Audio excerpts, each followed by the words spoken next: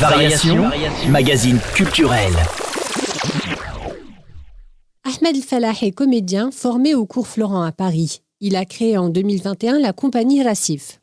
Aujourd'hui, c'est à l'auteur qu'on s'adresse pour une interview autour du livre Journal d'un fou, paru cette année aux éditions Le Sélénite. Un format court dans lequel il a pris le parti de dialoguer avec Jelaluddin Rumi au travers de quatrains extraits des célèbres rubaïyat du poète et philosophe persan.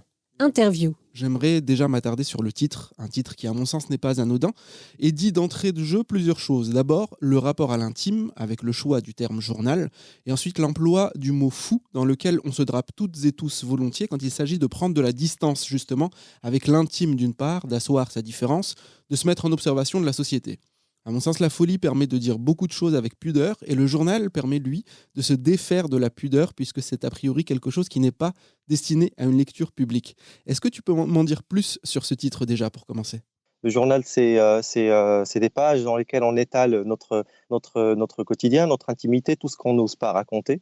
Et par rapport à la folie et à ce personnage du fou, j'ai puisé dans la littérature de Jelaluddin Rumi, puisque ce livre est une discussion à travers le temps entre ce personnage du fou et Rumi. Et dans la littérature, dans la poésie de Rumi, le fou, c'est celui qui a compris des choses que les autres n'ont pas compris. Et mon choix que ce personnage central soit un fou, c'est pour marquer et montrer cette différence, la différence. Les êtres humains, pour analyser, pour comprendre une situation ou une personne, ont besoin toujours d'une grille de lecture pour cadrer, pour comprendre quelqu'un. Il faut qu'on le qualifie de quelque chose.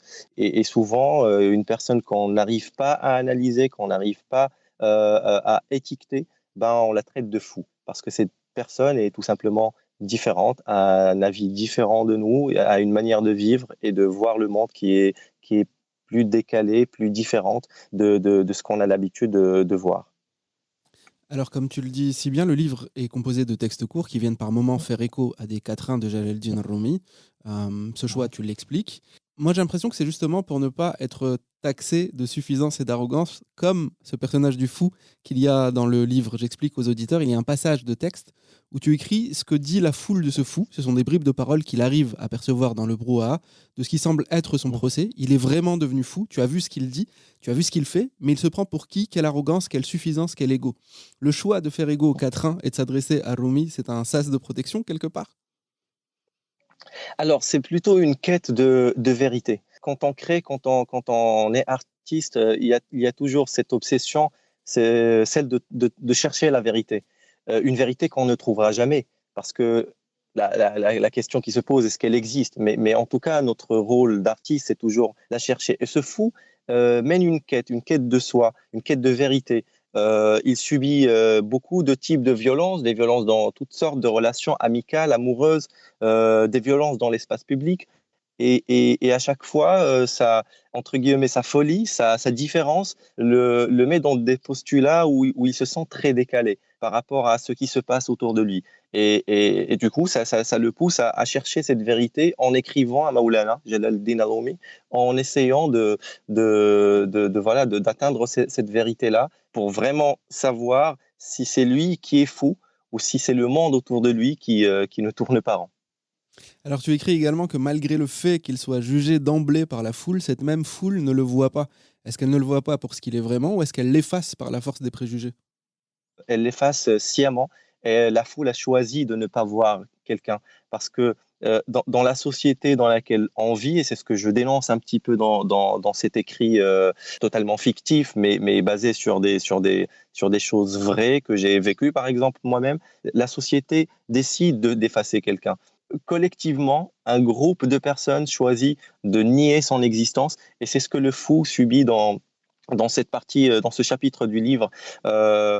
Il est là physiquement, mais on ne le voit pas parce qu'on a choisi de ne pas le voir, parce qu'il dérange, parce qu'il agace, par son opinion, sa liberté de parole, par sa différence tout simplement.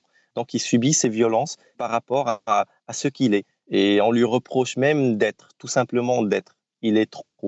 Et qu'est-ce que ça dit de notre société, ce fait d'effacer des individus pour ce qu'ils sont ? Il y a un paradoxe que je trouve très intéressant. On est dans une société qui est de plus en plus individualiste.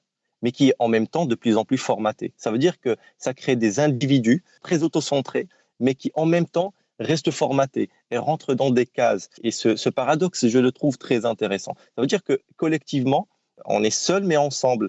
Il n'y a plus de place pour des gens différents, des gens qui ont une liberté de temps, qui ramènent des choses nouvelles, qui créent des œuvres qui dérangent. Il n'y a plus de place à la prise de risque. D'ailleurs, on est dans une société où peu de gens détestent. On ne se donne même plus le droit de détester. Tout le monde aime tout le monde et tout le monde aime tout simplement. Et même quand on n'aime pas, on ne l'exprime pas. On ne l'exprime que quand on est caché derrière un pseudonyme sur Twitter ou sur Instagram. C'est ton premier texte publié. Alors pourquoi les éditions Le Sélénite? Et est-ce que ça ouvre la voie à une nouvelle vocation en plus de théâtre? Car tu es, pour rappel, comédien et fondateur de la compagnie Racif. Pourquoi le sélénite? C'est un rapport qui s'est fait très facilement et très naturellement avec mon ami Pierre Pasquale, qui est l'éditeur du livre, qui a lu mon texte et qui a choisi, qui a décidé de le publier. C'est une maison d'édition qui publie des textes de jeunes créateurs, de jeunes écrivains et écrivaines marocains.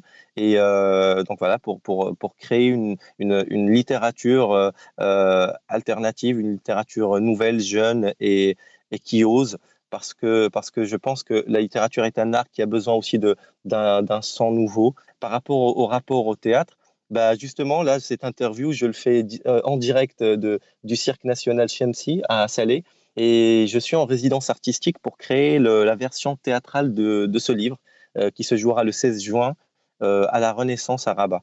Et la boucle est bouclée. Exactement. Et le derviche qui tourne autour de lui-même. Je vous propose à présent d'écouter une mise en musique et une adaptation d'un poème de Rumi par avec le titre Ney.